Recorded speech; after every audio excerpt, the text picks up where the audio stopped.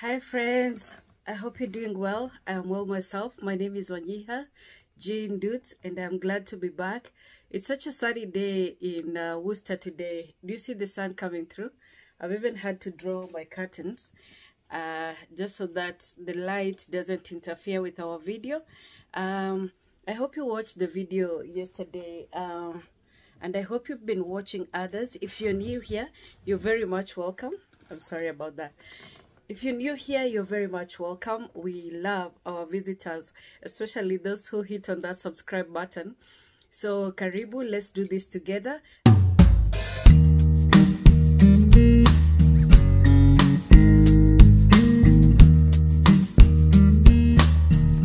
And if you're a returning subscriber, I'm so grateful. I know some of you are sharing these videos, and I'm just happy to know that they're helping someone. So I've been sharing my journey to coming abroad. My journey was unusual in that, or rather I find it unusual. For some people it's just normal, but it's for us, we took 7 years to get to where we wanted to go, and the idea was just to join my husband, nothing else. Yeah, so everything else, like a good job, you know, earning, making money abroad, would be an added advantage of being abroad, but the bottom line was just to join my husband. Yeah, because when he left, we had discussed as a family that we would join him a year and a half later, but it turned out to be 7 years because mistakes were made. Mistakes were made, and along the way, I'll share with you the mistakes I made, so that perhaps you will be able to escape. Yeah, because through knowledge do the just escape. When God chooses you to go to a particular place so you can learn all you can, because God is not moved by tears, He's moved by your faith. And faith comes from hearing, and hearing the word of God. Yeah, so those who've been here for a while, we've been doing sort of a series on Elijah. I'm calling this season the days of Elijah. Yeah, and following the song, these are the days of Elijah, and then somewhere else she says, these are the days of your servant Moses, and these are the days of Ezekiel, these are the days of David. You can actually Google the lyrics to the song Days of Elijah. Yeah, so I'm so grateful to actually be doing this. I consider it a privilege, and as I'm doing this in a season where I thought it was a particular season that's repeating, at the time where I was leaving Kenya for Canada, I saw so many signs and wonders. I had learned about dreams, I had learned about numbers, and what was awaiting me was the Elijah journey, where God is taking you through, processing you into victory, so to speak. So because by the time we reached Canada again, hubby had already moved from there and taken a job offer in the US, but we spent a year in Canada together as a family. That is where we would fight giants. That is where God would teach me or reveal to me what had been ailing my family. Before that, He had allowed me to just pray, to just seek Him. He had revealed like how far the journey was through my dreams. Like He would show me, like for example, there's a video I've shared about my dreams. I can't promise you that I will attach it because I'm not sure I know how to, about my dreams, showing the journey. Yeah, so you might want to look at that. I think it's called Receive Dreams and Visions. Yeah, so God was giving me a heads up. Yeah, but in between, the wait was very hard. I will tell you just how hard, or for me particularly, it was very hard. Yeah, and there were times I felt like I'm surrounded by people who don't understand, but I realized that everybody who was in my life was supposed to teach me something.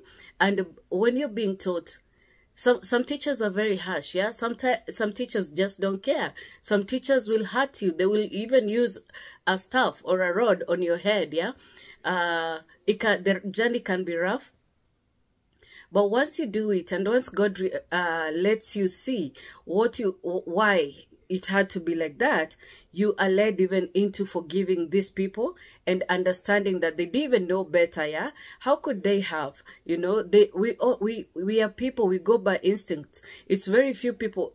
like when we look back, we want to appreciate people who were kind to us, but even the people who were not, they did a great job. Yeah, people who are throwing stones at you, people who rejected you, people who ejected you, made you leave some places, they were very vital, because had you stayed in that place, you would not have reached where God is taking you. Yeah, because comfort is very dangerous. And sometimes we have to be made very uncomfortable to live. And once you've gotten used to living, you will receive the gift of goodbye. You will come to a time where when God says to leave, you do not mind. Yeah. And today we are going to see a similar case. Yeah. Because sometimes God will take you to a place to do a thing, and once you've accomplished it, God takes you out. So it's up to somebody else to continue the work. So you see that, like, after Elijah had gone to the Baal prophets and they made the sacrifice, yeah, I mean, he proved that God, our God, Jehovah, Yahweh, is the right God, because he sent the fire that that Baal couldn't. And so after that, God announced that there was going to be rain. And so Elijah asked Ahab to leave and just go home to eat and drink, because rain was coming, yeah? And he didn't actually see the rain, but because God had spoken, that was it. Let me tell you, sometimes the season will change because it's been set in motion, yeah? So it's going to change, but you will not see it, yeah? Some things will be done. There's a work done. The season is final, but you don't see it. You still think that the season is still on. It is not on. It is over. And that is why sometimes it's vital. And that is why I share the meaning of numbers. Yeah. So sometimes something will happen. And when you look back, it's like a calculation you have to do. When you look back, when you check on the dates, yeah, when you check on the things that had been happening, you realize that that season actually ended. And once it's over, there's no taking it back, because the God of season, when he brings about a new season, it might seem like it's seeping in slowly, but when one season is over, it is over. I hope you know what I am saying, yeah? Because like now, it is fall, yeah? Summer is over. So even when the sun is coming in, sometimes we put on our jackets because it is cool, you know? It is really chilly sometimes, yeah? Sometimes we wake up in the morning, like the past 2 mornings, we find ice on the ground, yeah, and on the vehicle. So you have to take it out as if it's winter.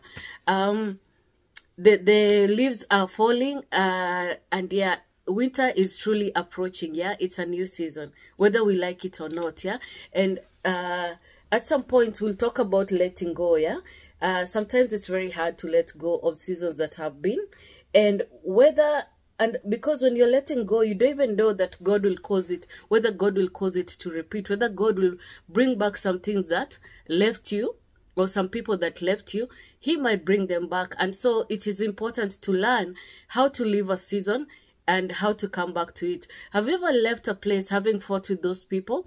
You told them your mind, they told you their minds, yeah, and you really exposed how you were feeling about each other, and you showed your hate and all of that, and then there comes a time when you have to go back. It's not funny. So we are going to read from the book of Elijah. Yeah, and we finished where Elijah announced the rain, and then he chased after Ahab's chariots, yeah, chariot.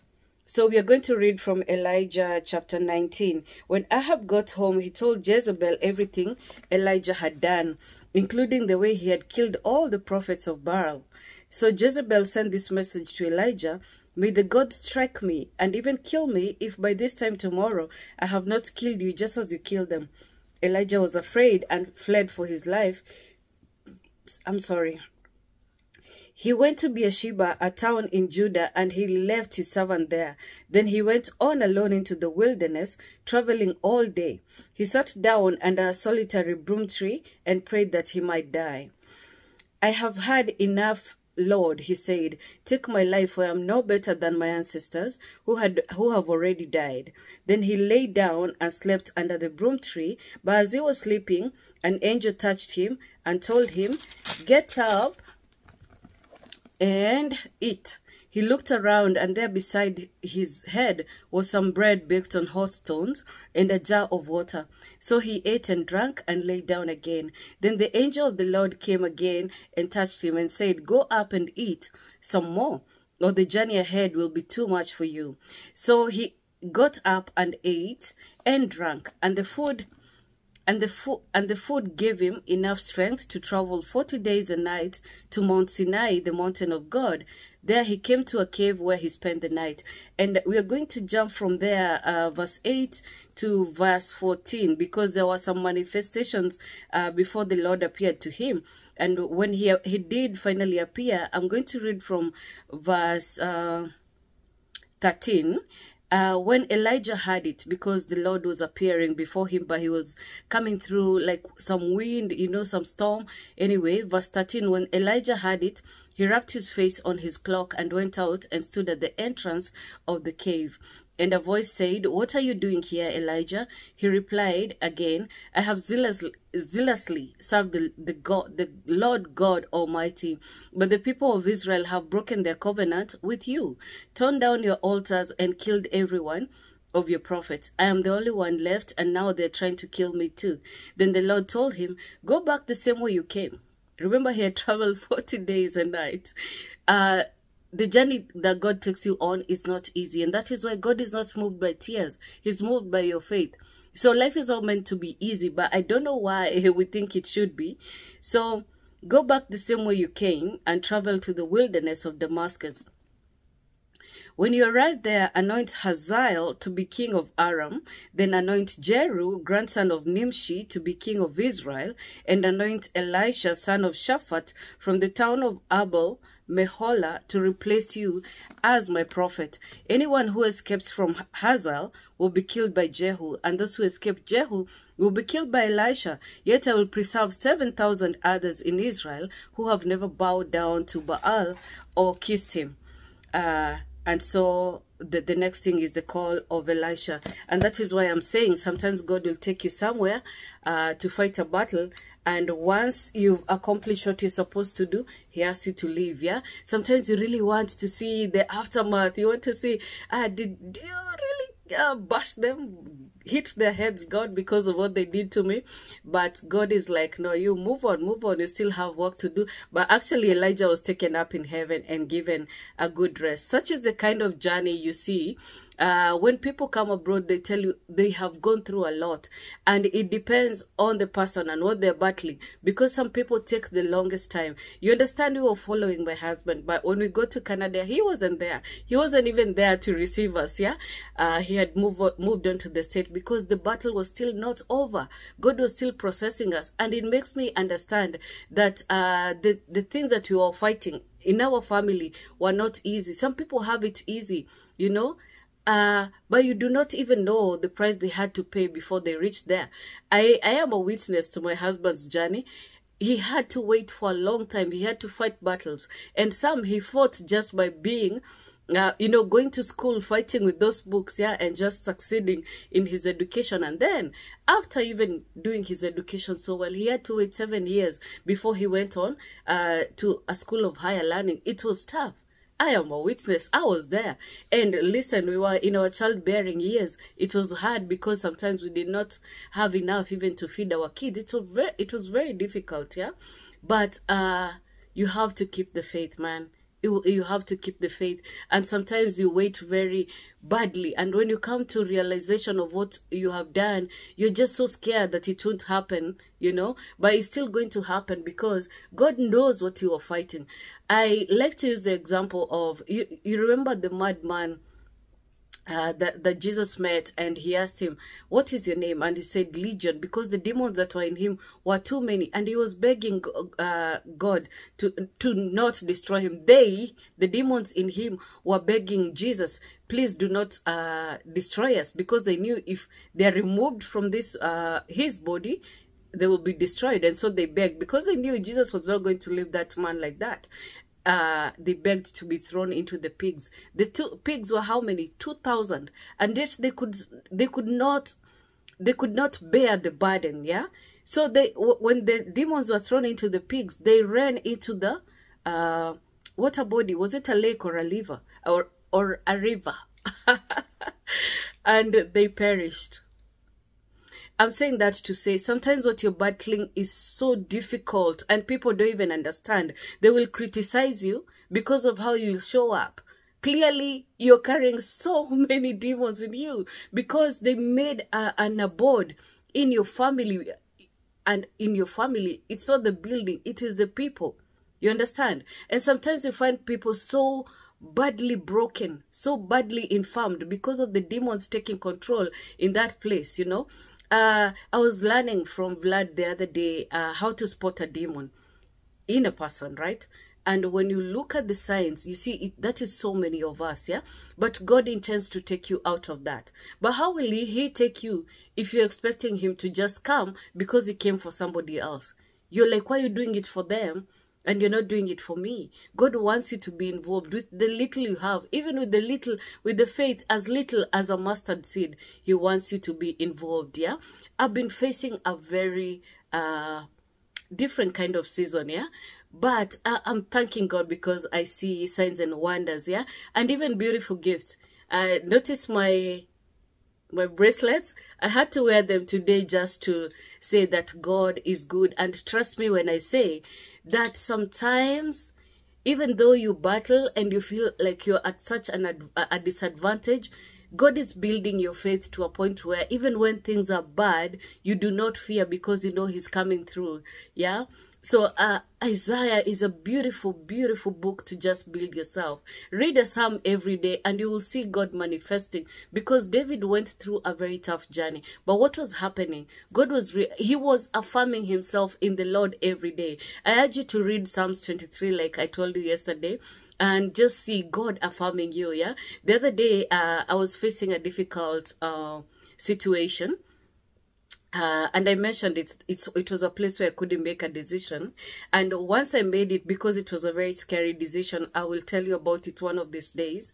It was a very scary decision. Oh, so scary. It was shaking me in my boots. And I wasn't sure, is it God telling me to do this thing? But finally, the situation became too uncomfortable. And I had to move, yeah? I had to shift. And I had God just reassuring me, yeah? And I came into that verse, surely goodness and mercy will follow me all the days of my life, and I will dwell in the house of the Lord forever. Now, that does not mean that you will not face challenges, because the challenge that was up ahead from that moment, where he assured me that surely goodness and mercy is following me, was tough. It wasn't a thing I thought I could do, because I had a situation where I had been applying understanding, you know, and wisdom and kindness, but the situation was it was a situation that God had already dealt with, and he was asking me to do a hard thing, yeah? You think Elijah was enjoying doing that? He wasn't, I can promise you, yeah? If it's anything like what I have seen, I'm sorry. Sometimes when you eat and then you sit like this to talk, you burp a lot. Just point of information. Anyway, I was telling you, I got some gifts yesterday from Germany. I am really feeling myself. Don't ask me what stone it is. I did not even ask. I'm just rejoicing and thanking God for rewarding. I don't even know if it's a reward or just an increment. I'm just so grateful. I really love my new bracelets. I'm so grateful. But I'll tell you something else that happened. So yesterday night, you know how I always finish my videos with saying that God bless you, make his face shine upon you, you know. I went into TikTok and I was looking at this. I mean, this girl's TikTok just popped up. I love watching her covers. She's called Selmo. And Selmo had sung the song The Blessing, yeah? I think it was even a previous video, but I saw her. Oh, I was like, oh my God, she's singing the words I always finish my videos with. How cool would it be if I asked her if she could let me use it? So I texted Selmo. I didn't have any expectations because there's been a lot of rejections, like me hearing a lot of no's. Do you know someone let me? She was like, oh, yeah, sure, just use it. And I'm like, for free? She let me. Look, I was so audacious to ask for somebody else's work. Oh, God. what can I tell you? I'm getting so emotional right now. It's been a season and a half, but I'm telling you, when you faith it, you will see God's hand in everything. So Samuel says, sure. And I'm like, did she understand that I'm going to be using this on YT? It is her work. She said, sure. By the way, when you see somebody doing something that you really love, go ahead and bless them, yeah? Anyway, so Samuel let me, and I was like, I've always assumed Samuel is in the States. And I'm like, Samuel, where are you in States? I would like to gift you with a cake, because that's what I do with my hands. You have to gift people with the things that you do, your blood and sweat. Don't just take things for free. You understand? Samuel tells me she's in Nairobi. What? Luckily, I have so many friends in Nairobi, but I was like, whatever you like, whether it is the equivalent or the cake, I would be happy to give you. So I'm going to attach Samuel's video where she sings the blessing. Oh, I hope you stayed up to this point so you can listen to this beautiful girl singing so beautifully. She's so gifted, yeah? And my God, it is the first time in a long time that somebody has given me something for free that is not family, just a stranger. And it takes me to I will tell you about something we are going to cover about where you actually get your blessing, because your success, it won't come from family, but the blessing to go out there and receive from other people will come from the blessing. I mean, will come from your family. The blessing will come from your family blessing you, which is a very tough thing, yeah? Sometimes you leave after being cast, just like David, yeah? I mean, Joseph, yeah? The brothers were mad at him. They just threw him away. They didn't understand that they might need him up ahead, yeah? Thank God that they kept him alive, yeah? So anyway, your family sometimes will let you go with curses, or even just they'll be mad, yeah, that there's that separation. But you know what, you're doing the journey for them so that they may like you would go and open the gates for them. And then what happens after? Everything that you will get, they are the ones who will be benefiting. Because tell me, how easy is it for a stranger to tell me, oh dudes, I need some dollars? I'll be like, what? How? You know? And it's especially difficult with us working online. You'll be like, how many of my posts do you like? You know, do you share even my content? Are you supportive? Like, where are you coming from? Yeah. But I wanted to understand that God will teach you where to give, because sometimes people ask you because they see abundance, but they do not know what they have to, like, they've not been sent to you. Yeah. And when God sends someone, there's always that provision. There's something that he will have kept, he will have entrusted you with, so that you can pass it on to them, yeah? So we'll talk about all these things and why I feel, why I talk the way I talk about giving and sacrifice and all of that. So I don't think the season is exactly over, the season of Elijah, but if I'm led to do something else, I will speak about it. Perhaps I can explain some more about being sent into places and then being asked to move after you've done your work, and then God continues with somebody else because you've come and done the work that you've been asked to do. So enjoy Samuel. I'll see you on the next one. Lord bless you and keep you. Make his face shine upon you and be gracious to you. Lord turn his face towards you